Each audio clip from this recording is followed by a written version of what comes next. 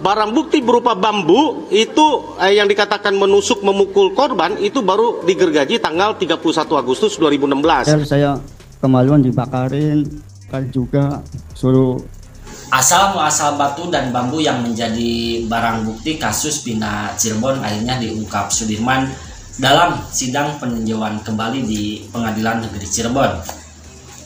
Nah, Sudirman mengungkapkan batu dan bambu itu ternyata sudah dipersiapkan oleh penyidik Polres Cirebon Kota. Nah, sebelum ditangkap pada tanggal 31 Agustus 2016 silam, Sudirman sedang bermain di rumah kakaknya. Nah, tiba-tiba dia itu menerima SMS dari adiknya yang meminta dijemput ke sekolah. Nah, Sudirman pun pulang untuk menjemput adiknya, namun tiba-tiba di jalan dia itu dipanggil Jaya, salah satu terpidana yang mau meminjam motornya. Nah, lalu Sudirman juga itu meminjamkan motornya. Nah, namun beberapa saat kemudian polisi datang dan langsung menendang motornya. Nah, dia dan Jaya langsung ditangkap dan dibawa ke Polres Cirebon Kota. Nah, di sana itu Sudirman langsung dianiaya, disetrum, dimasukin selokan, dipukul, ditembakkan peluru karet, ditendangin, terus disuruh ngakuin. Nah, saat itu Sudirman masih bersikukuh tidak mau mengakui tudingan pembunuhan dan pemerkosaan terhadap Eki dan Vina. Nah, setelah Sudirman mengakui, dia diminta penyidik mencatat nama 8 orang lagi. Nah, setelah itu Sudirman diajak polisi keluar untuk mencari barang bukti. Nah, sampai belakang showroom mobil yang disebutkan polisi sebagai tempat kejadian perkara atau TKP pembunuhan dan pemerkosaan, Sudirman itu dimintai menunjukkan barang bukti. Nah, Sudirman pun kaget karena tidak tahu apa-apa. Nah, setelah mengikuti perintah polisi, batu yang ditunjukkan itu lalu dibawa polisi ke dalam mobil. Nah, setelah itu Sudirman dibawalah ke Flyover Talun, nah tempat ditemukannya Vina dan Eki. Nah, lalu dibawa ke Polsek Talun dan kembali ke Polres Cirebon Kota. Nah, di Polresta, Sudirman melihat polisi lagi menggergaji kayu bambu di ruang penyidik. Nah, Sudirman pun itu sempat bertanya ke penyidik untuk apa bambu itu, tapi dia tuh sama polisi itu malah diminta diam gitu. Nah, lebih lanjutnya, lebih jelasnya seperti apa videonya, yuk kita simak. Let's go. Saya sebenarnya sulit ya untuk berkomentar ya. Selama ini kan Sudirman ini kan dianggap sebagai saksi mahkota bagi kepolisian tahun 2016 yang lalu. Karena infonya selalu digaungkan bahwa Sudirman sudah mengakui perbuatannya. Sudirman mengakui ikut membunuh, Sudirman mengakui ikut mengeroyok, Sudirman ikut memperkosa. Itu yang beredar selama ini. Dan hari ini di dalam persidangan PK, semua itu ya karena keterbatasan Sudirman, kami tidak memperlakukan pertanyaan atau cara kami memberikan pertanyaan itu tidak kami samakan seperti kepada 6 pemohon PK yang lain. Oleh karena ya kita lihat Sudirman ini memiliki keterbatasan ya, keterbatasan secara fisiknya dan juga keterbatasan secara mental. Kita lihat ya, mental yang dimaksud di sini bukan ada kelainan mental atau keterbelakangan mental, tapi bahwa Sudirman ini ternyata harus pelan kita memberikan pertanyaan, harus jelas, clear, baru dia bisa menjawab itu secara jelas.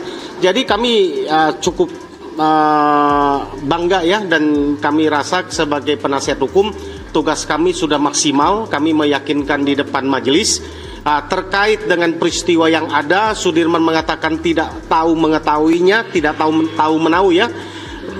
Ada pembunuhan, timpuk-timpukan batu, kejar-kejaran. Dia tidak tahu ada peristiwa itu karena tanggal 27 Agustus 2016 Sudirman itu rupanya ada di tetangganya. Ada yang menyaksikan, nanti kita akan hadirkan tetangganya itu yang menyaksikan. Itu yang pertama. Poin kedua adalah dia menyatakan BAP tahun 2016 yang lalu yang dibuat di hadapan penyidik dan juga dia ditanya di konfirm itu di persidangan tahun 2016 dan 2017.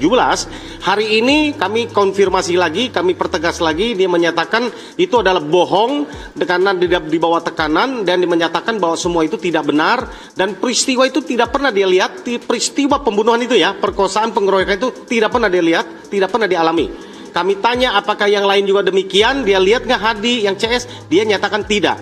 konfirmasi yang ketiga yang kita dapatkan dari persidangan Sudirman hari ini adalah ternyata ada 4 nama yang tidak dia kenal. Ada Andi, ada Hadi, kemudian ada Dani, ada Peggy, Perong, dan juga ada Rivaldi. Itu 4 nama itu dia tidak kenal. Dan yang kelima kami confirm adalah bahwa yang dituduhkan pembunuhan berencana itu dimulai dari SMS Dani kepada Sudirman lalu disebarkan melalui Saka Tatal dan rekan-rekannya pada tanggal 17 Agustus 2016 itu adalah juga bohong. Oleh karena satu terkonfirm dia tidak mengenal Dani, dia juga mengatakan Dani itu dia tidak pernah dengar sama sekali, tadi dia sampaikan ya. Jadi itu fiktif dan tadi Bu Hakim mengkonfirmasi apakah ada SMS tanggal 17 Agustus kepada Sudirman tentang ajakan untuk melakukan pengeroyokan, pembunuhan yang lain. Sudah dijawab tidak ada. Handphonenya pun dalam penguasaan penyidik yang selama ini kami sampaikan bahwa di dalam bukti yang dihadirkan oleh penyidik di dalam persidangan tahun 2016 lalu terhadap Sudirman itu tidak pernah dihadirkan. Di mana bukti SMS-nya, apa kata-katanya dari Dani, nomor Dani berapa nomornya, itu tidak pernah dihadirkan. Dan memang kalau nomornya fiktif mau dihadirkan apa? Terkait barang bukti, kami tadi sudah confirm ya terhadap Bambu, ternyata Bambu itu dipotong baru digergaji tanggal 31 Agustus 2016, kan hebat. Dugaan pembunuhan adalah tanggal 27 Agustus 2016. Barang bukti berupa bambu itu yang dikatakan menusuk memukul korban itu baru digergaji tanggal 31 Agustus 2016. Begitupun batu ya ternyata atas ditunjuk oleh penyidik dan diambil juga oleh penyidik dan itu bukan disita dari Sudirman. Tadi Pak Ian juga mengkonfirmasi tentang botol, tentang alat bukti lain itu ternyata bukan dari Sudirman. Kalau dalam berita acaranya disita dari Sudirman, tadi sudah terkonfirm itu bukan. Itu sih yang penting ya. Yang kemudian yang paling penting lagi selama ini seperti yang tadi saya sampaikan Mbak Rati ya, bahwa ada dugaan bahwa Sudirman ada latar belakang mental yang kurang yang selama ini kita dengung-dengungkan. Sekali lagi itu tidak betul ya. Kami masyarakat bisa lihat itu sendiri.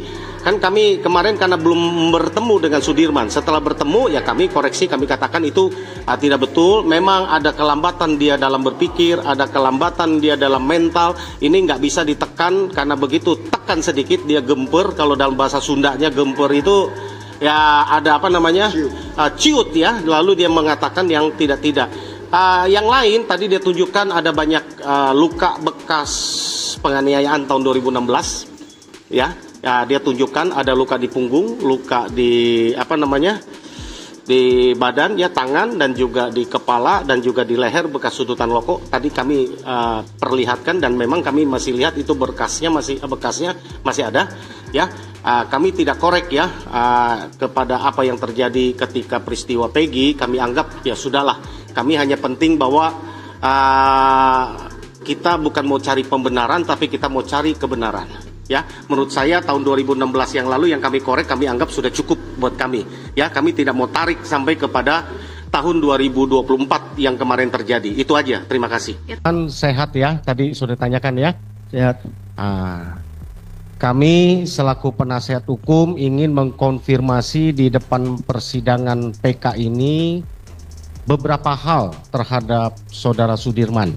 Ya, yang pertama, Saudara Sudirman masih ingat tanggal 31 Agustus 2016. Masih ingat ya? Masih. Peristiwanya apa yang terjadi masih ingat ya? Masih. Oke, Saudara bisa ceritakan khususnya dari 31 Agustus 2016 yang lalu dari pukul 15 ke atas ya, dari jam 3 sore ke atas, bisa diceritakan? Masih ingat? Masih ingat. Ya, coba diceritakan.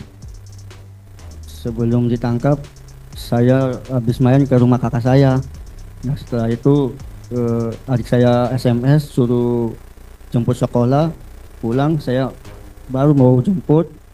Nah si Jaya itu manggil saya minjem motor. Pas minjem motor saya nyamperin, mau ngapain, kata saya mau ngambil gitar. Udah baru saya pinjemin. Berapa menit polisi datang. Pas datang langsung nendangin motor sama rombongan saya, tendangin. Pas itu Jaya juga langsung ditangkap. Pas itu baru dibawa ke mobil semua menuju ke Polresta. Nah pas itu saya disetrum, dimasukin colokan, ditembakkan karet ininya, baru ditendangin, suruh ngakuin. Nah, pas itu saya udah nggak ngakuin, bilangnya udah ngakuin aja, teman kamu udah ngakuin, bilangnya gitu. Saya tetap nggak ngakuin. Nah pas itu masih mukulin polisinya. Pas itu baru saya ngakuin. Nah pas itu udah catat nama teman-teman kamu. Kan saya yang kenal kan 8 orang. Udah 8 orang catat, kata polisinya udah 3 orang lagi yang namanya Dani, Peggy sama Andi, bilangnya gitu.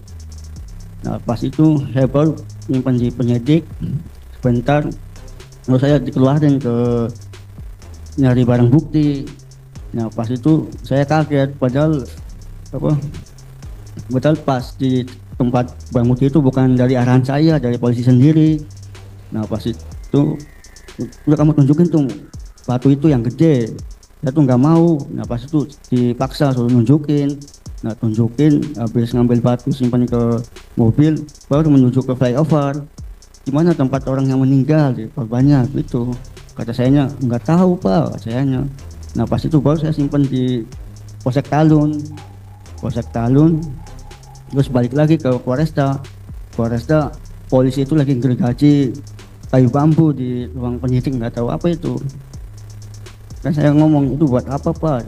Udah kamu diam.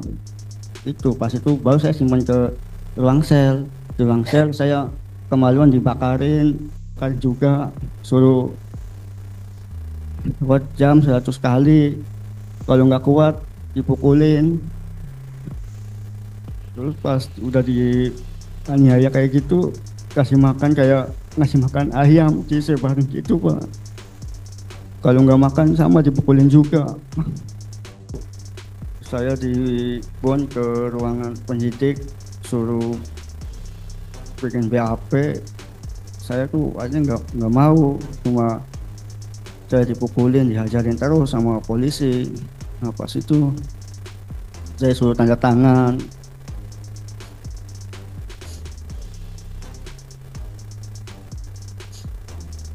Nah pas itu saya ngeliat si saudara Eko ditendangin, dipukulin, hidungnya ditendang sampai berdarah, suruh ngakuin. Nah pas lihat di papan itu ada nama-nama teman saya juga kaget. Pas pertama itu ada nama teman saya sebagai peran ini saya nggak tahu, itu lupa nama perannya.